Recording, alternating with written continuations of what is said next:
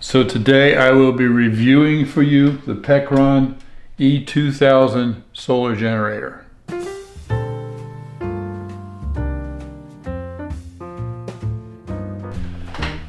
Hey everybody, this is Bill with Live Simple, Live Free. Pecron E2000 solar generator. I'm very excited to have this. You know, as a prepper, which we are, a solar generator really should be one of your basic pieces of equipment, but we haven't had one until now. So I'm very happy to have received this. Full disclosure, Pecron sent this to me so that I could review it for you. They sent me this along with one 200 watt solar panel to plug into it. So I'm very excited to have this now as a prepper. Like I said, it's a really essential piece of equipment. So let me do this review for you, and since they sent it to me, I need to be fair to them and give them as good a review as I can. But I also need to be fair to you. So this is going to be a real review, and I'll show you the pros and cons of this generator. Now I actually have two different purposes for this thing. One is to use as emergency power if the power goes out in my house, to power the lights and the refrigerator and things like that. Which is a very good thing to have in emergency situations if you have no power. And our other purpose would be for our camper.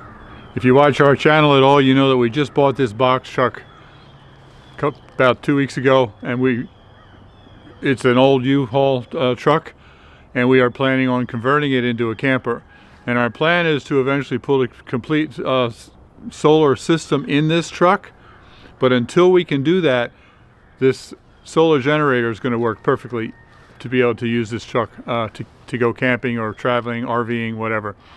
And even after we get the solar system completely installed in this truck, it's still going to be great to take the Pecron along as emergency or supplemental solar power if we just don't have much sun and that sort of thing. So I'm very excited to be able to use it for both purposes. Now it is a 2000 watt pure sine wave inverter in here, and it has a 75 amp hour lithium battery, and the battery will take over 3,500 charge cycles. And it's also expandable. You can get an extra battery to plug in. You can get several batteries and make it much larger if you want. And you can plug in as much as 1,200 watts of solar charging power. And you can charge it by plugging into the wall with the AC.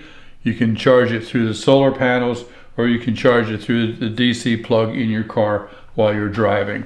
So now I do have a discount code that I've been able to get for you, and I'll tell you about that at the end of the video. So let's take a closer look now at the generator. So these are the charging ports right here. That's where you plug in for the car charger, the DC. And then these two are where you plug in for the wall or the solar generators. It has 6 AC outlets right here, all the way across. Over here is the DC outlet. This is for the typical DC power outlet, like a cigarette charger lighter thing right there. And then down here is USB ports and USB-C right here. This is an 18 watt, this is 100 watt. So you have many different options here to be able to plug things into it. Now, you turn on the AC and the DC separately. So if you're going to use these down here, you just hold that for a second and it comes on. And now this is ready to use the AC plugs, and you see right now it's at 89%. If you want to use the DC plugs over here or on top, it has a wireless phone charger on top. Then you push this one and it turns on the DC up here. It also has a wireless phone charger right here on the top where you can just set your phone there and charge it. And I tried that and I couldn't get it to work. And I was like, what's going on? And then I realized I didn't have the DC turned on. I only had the AC turned on. Duh. So I push there, turn on the DC. Now I put that there, and it's charging. This Pecron generator comes with this cool little case. It's a hard shell case. It's got some stuff in it. This is the wire for the plug-in to the car, 12 volts, so you can charge it. And then there are two of these which plug into solar panels, so you can charge by solar. And then there's this waterproof cover. You can put it inside of there. And then there's a little pouch here for the manuals and stuff. It's kind of cool. Let's talk about charging. This is the wall charger right here. It's fairly hefty, but this plugs in right here. Of course, it's not plugged into the wall, but you can see that there are two of those ports there. If you're using one of these to plug into the wall, it's going to take 3.5 to 4 hours to charge it. Now you can actually use multiple charging methods at the same time. If you buy a second one of these, one of them comes with it.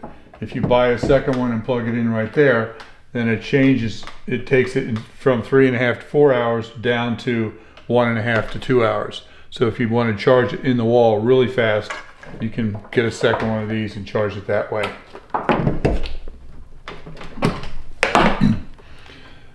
If you plug it in with this charger into an electric generator, it's the same as plugging it into the wall as far as timing. If you use the car charger, which is this, a typical 12 volt power out from the car, it's going to take 20 hours to charge it. So that's not real fast. It's a trickle charge, and it's definitely going to help. But if you're relying just on that and you're using this full time, quite frankly, I doubt that would be enough, because it's going to take you almost 2 days to charge it. But if you're charged and you're using the solar panels as you travel and you plug it in to the car as you travel, that's still going to help boost it a little bit. But I wouldn't rely 100% on the car charger. Now, if you use the solar panels, this plugs into the solar panel, and this plugs in. Then you have various options here depending on how many solar panels you have. The solar panel that I have with this is a 200 watt, and I'll show you that in a minute. Now, when they sent this to me, they sent me one 200 watt solar panel. If you plug in just one 200 watt solar panel, it's going to take 15 to 16 hours to charge it. And if you can see here, the little chart in the manual that they sent, 2 panels will charge it in 7 to 8 hours. 3 panels will charge it in 5 to 6 hours. 4 panels in 3 to 4 hours, and 6 panels in 2 to 3 hours. Now, of course, I only have one panel over here, so 15 to 16 hours for that one panel. Now you can see that right now it's charged to 89%. So I'm going to plug this into the wall and charge it real fast up to 100%. And then I'll do some testing on it and let you see how it performs. So I'm going to test it first on the refrigerator. It's now 10:30 at night. And I'm going to plug in the refrigerator, let it run overnight to see how well this runs the refrigerator. So here's the refrigerator plug. I've turned on the AC. Plug this in.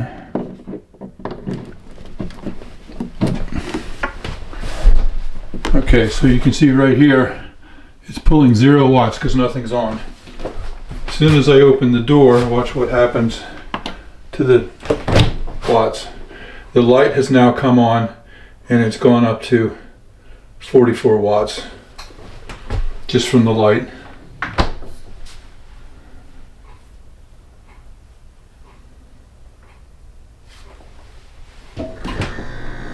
Now the compressor just came on, the refrigerator is now running.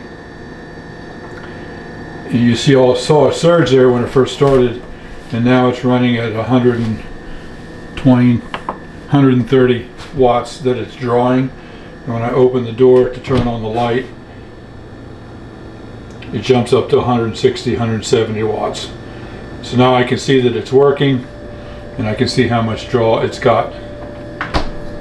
And right now it's saying that it's got about 11 or 12 hours left on it, but of course the refrigerator doesn't run full time, so it'll be a lot longer than that, because when the refrigerator shuts off, of course there's no draw on the battery. So let's let this run overnight and see how it works. It's now 7 a.m. so it's been 8.5 hours. You can see it's down to 80%, and it has 11.3 hours left on it, and the refrigerator is running, so it's pulling 118 watts right now. Now bear in mind that it says it has 11 hours left, but the refrigerator runs very intermittently, and when it turns off, of course there's no drain on the unit here, and the watts drop down. The watts that are being pulled drops down to 0, so it'll actually last a lot longer than 11 more hours. It's now 10:30 the next evening, and the refrigerator has been running for 24 hours plugged into this solar generator. You see that it's down to 28%. The refrigerator is running right now. Oh, it just shut off. And this has not been plugged into any kind of a solar charger or plugged into the wall or anything. And in 24 hours it's down from 100% to 28%. Of course, if you plug it into solar panels, you can charge it with the solar panels while you're using it. So if you plug it into the solar panels, it'll last considerably longer. Now I want to test the charging capabilities in several different conditions. And as you saw yesterday, I put the refrigerator on it, and I let it run on the refrigerator for 24 hours without charging it while it was running. And in 24 hours it went from 100% down to 28%. So now I'm going to plug in the solar panel, but it's the worst possible conditions right now. And like I said, I want to test it in different conditions. Right now it's full overcast outside, and we're going to have big storms this afternoon. It's 8 o'clock in the morning right now. So I'm going to take it out and plug it in under that full overcast and see if it charges at all. And then I'll bring it in before the rain starts. And then later I'll try it under full sun and see what happens there. So right here you can see full overcast sky, almost a little bit misty, foggy kind of thing. Here in North Florida, it's 8 a.m. It's about 55 degrees right now, going up to 72 this afternoon. So let me set this up and see what happens with it. So this is one 200 watt solar panel. It's got a pocket here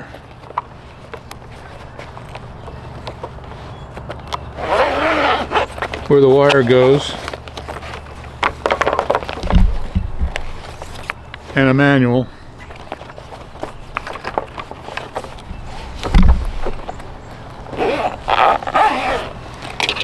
It's a magnetic clamp right here. You put that together, the magnet sticks it together, which is pretty cool. You open this thing all the way up and it's pretty big.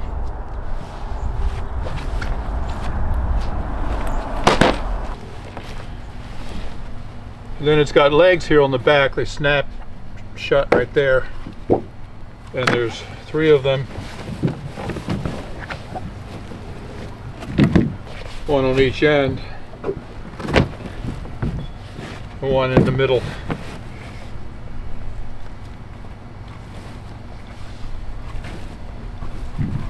So it actually supports it fairly well. And then the cord, plug it into the solar unit, to the battery unit. I measured this and it's 18 feet. Now you can buy extension pieces for this in 15-foot lengths. That's something that I would recommend, to buy as many as you need to be able to get into wherever your solar unit, the battery unit is.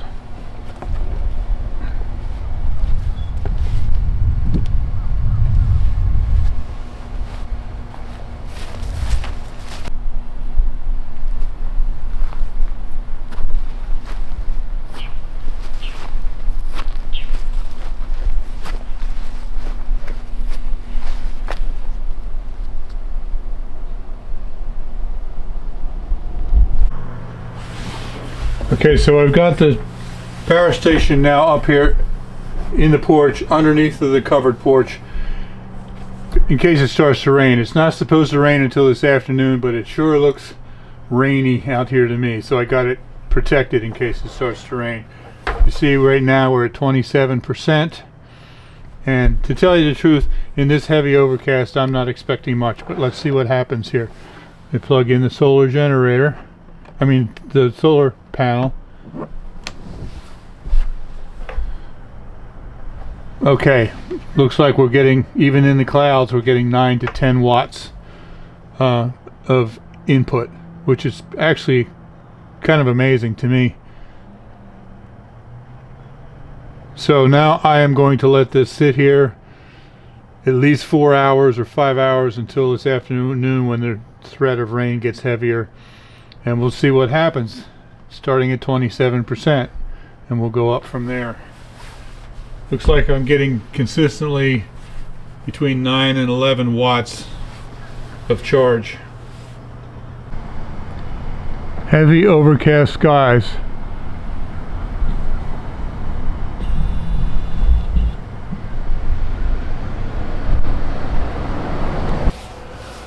Okay, it's now several days later. I'm sorry I didn't show you the final result of trying to charge it with a cloudy sky, but after 6 hours, well, it started at 27%. After 6 hours of charging, it was still at 27%. So I don't know what I was expecting. For one thing, there's only one solar panel, which is a little slower than multiple solar panels, and there was no sun. It was heavy overcast. So I've actually had to wait a few days until I get some sunshine, and it's a beautiful day. There's not a cloud in the sky. It's about 9 o'clock in the morning. As you can see, I got the solar panel set up here. There's a little bit of shadow on that from this tree, but that'll be out of there in a few minutes. So I'm going to go ahead and set this up in the full sunshine and test it again and see how fast it charges. Hopefully this will be a little better. Okay, I'm going to go ahead and turn this on.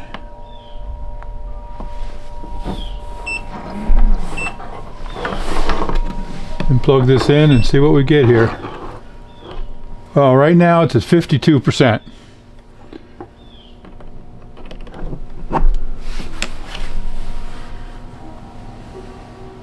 Okay, the watts are coming up right here. This is pretty much full sun now. Charging at about 119, 120 watts. So we'll let that go for a few hours and see how that does with the 52%. By contrast, I now have it plugged into the wall to charge from AC, and you see that it is charging at 565 watts compared to the one solar panel that was doing 150 watts at best. Okay, it's now been an hour and a half, and the sun is fully out, and it's now up at around 180 watts, and it went from 52% to 65% in about an hour and a half. So it's doing much better than the 10 watts that we were getting on the cloudy day. So it's now 3 o'clock in the afternoon, and I'm starting to lose the sun. On my property here, I get sun from early morning until mid-afternoon, and then you can see that the shade from the house and from those trees up there are creeping out that way. So I'm going to lose the sun soon. Now I have the solar pack hidden over there behind the heater, air conditioner. I could move this further out into the sun, but then that would be exposed, obvious, to the road. And this is a very slow community, quiet community, not much crime here. But I don't want to just put that out right near the road where, you know, it could walk off. Now if I had one of those 15-foot extension cords to the solar panel like I mentioned, then I could keep it hidden and move the solar panel out further into the sun and get a few more hours of sunlight. So that's why I recommend getting as many of the extension cords as you need. Now I started charging this at 9 a.m. It's now about 3 p.m. so it's been running for 6 hours. So let's go over and see how we're doing. Okay, so we started at 52%. We're now up to 90% in 6 hours with one panel. So I think that's actually pretty good. Notice that now the charge rate is down to 35 watts. It's because the panel is mostly covered in shade now. I saw this as high as 195 watts at one point when it was in bright sunshine. So I'm very pleased with that, to go from 50% to 90% in 6 hours. If I had a second panel that I could plug in, then that would have doubled the charge rate, and you can use as many as 6 panels here. So I'm very, very happy with the results that I've gotten here with just the one panel. So bottom line, what are my final conclusions about this unit? Would I recommend it? Absolutely. I think one thing I forgot to tell you was that this weighs 48 pounds. It's a little bit hefty, but I can haul it around without any problem at all. Elizabeth, on the other hand, would have more difficulty with it. They do sell an optional trolley that you can buy that puts it on wheels. Makes it very easy, like if you go to a campsite, you know, and you're tent camping or something like that, you can just haul it around. Or if you're just going to take it out for a picnic somewhere, you can just use the trolley with the wheels on it and pull it behind you. Makes it very easy. Now I tested this solar panel for you in full overcast, and as we saw, it did almost virtually nothing. Today I've tested it for you in full sunshine, and even with just one panel, I think it was a very respectable as far as the charge rate. But if you are planning on using mostly solar to charge it, I would really recommend that you get more than one. One is 200 watts. I would recommend at least 400 watts. If you ever watch any kind of van life or RV videos that talk about solar panels, they almost always have at least 400 watts on the roof for their units. And they have it set up full time, so it's always charging. This one isn't going to be set up full time, so I would recommend at least 400 watts, 2 panels, or maybe even 3 panels. That way you can get the charge time down to 6 hours or something like that, instead of the 15 to 16 that I had with only one panel. If you're going to use it inside, like I did for the refrigerator, and you want it to be ongoing where it's not going to run out like it did for me, it charged it for 24 or ran it for 24 hours and it was basically done, need to recharge again. If you're going to run it in there and you wanted to keep it going full time, I'd have 2 or 3 solar panels. Also, I measured the cord that's attached to the solar panel when I was showing it to you. I actually measured it. It was 18 feet. So if you have this sitting in your living room, there's probably not going to be, or in your kitchen, there's probably not going to be enough cord to get the solar panels outside. You can buy extension cords for the solar panels on their website. You can buy them in 15-foot lengths. So I would recommend at least one of those, or more depending on your needs. Or you can have the unit sitting by a window so it can go outside to the panels and then run an extension cord from there, heavy-duty extension cord from there to your refrigerator or whatever. So the 2 main accessories I would recommend would be to buy more solar panels and to buy a longer cord for your solar panels, and then as an option if you want to get the trolley with wheels on it. Now there are a lot of good things about this solar generator that I really like, a lot of pros. There's only one kind of con that's a little bit of an issue, and it has nothing to do with Pecron, has nothing to do with the quality of their equipment. It has to do with the nature of portable solar panels, and quite frankly, any solar panel that you buy from any company is going to have this same issue, and that is they're portable. So they're very lightweight. They're easy to pick up, throw around, carry around, set up wherever you want. That's great. But because they're lightweight, they can be blown away easily. So, in fact, while I was charging 3 times during the afternoon, I looked out here and it had blown over like that. Of course, it doesn't fall over backwards because it's got the legs there. It falls over forward and then it doesn't charge. So I had to come back out and set it back up again. Well, I'm not going to be able to set it up with standing up and getting all the legs, but you get my point. Like I said, that's not an issue with Pecron, that's an issue just with the nature of portable solar panels like this. Now there are several things that you can do. You can turn it, lay it flat like that with the solar panel up. Now that's not going to be as efficient as facing it towards the sun. However, every RV, every camper van, every thing like that, solar travel trailer that has solar, they all have them flat on the roof, and it works for them. So I think this is still, especially in a windy time, this is still a good option. The other option is that they have grommets here all along the top.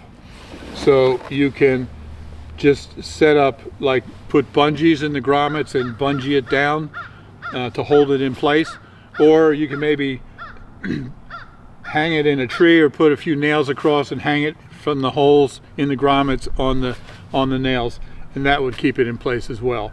So it's a minor issue. You just have to be aware that if you don't do something to anchor this down, it could blow away in even a slight breeze, because it's not a windy day today, but this thing fell over 3 times. That's the only negative issue I have to say. I am very happy with this. Thank you, Pecron, for sending this to me and for allowing me to review it for you. Now, one of the reasons that I'm excited about having it, like I mentioned, is that we'll be building this out as a camper, and putting a full solar system in there is very expensive. The batteries cost us about $1,000 a piece. You need 2 or 3 of them, and then the solar chargers and the solar panels on the roof, it's going to be quite a few thousands of dollars. And in the interim, we can use this. And one of the issues we had here was that Elizabeth has a CPAP machine as part of her lung issues, and we weren't going to be able to travel in this or camp in this or anything unless we went into some place where we could plug into shore power. This will allow us to travel in that thing before we get the big solar system in there, and she can use the CPAP. We tried it last night, and CPAP for one night ran this from 100% down to 89%. And then if we're charging it while we're driving by plugging it into the 12-volt outlet on the dash, we could get a week or more probably out of this just with CPAP. So that's a very good thing. Now, I told you that I have a discount code for you, and this is will give you 5% off if you use my discount code, which is live2000LFP. If you're going to look at one of these, please use the link, my link to their website, in the description down below. I'll also put the discount code there for you. If you look around the website, you'll see that they have many different ones. This is actually one of their largest ones. They have many smaller ones that are, of course, less expensive because they're smaller. As far as I know, the discount code will only work if you purchase this one. But go ahead and look at the website, check it out, see what you think, and use the discount code if you decide to buy the 2000. And I hope you have found this helpful. I have certainly enjoyed doing this review of this incredible solar generator. So thanks for watching. Live simple, live free, you be blessed.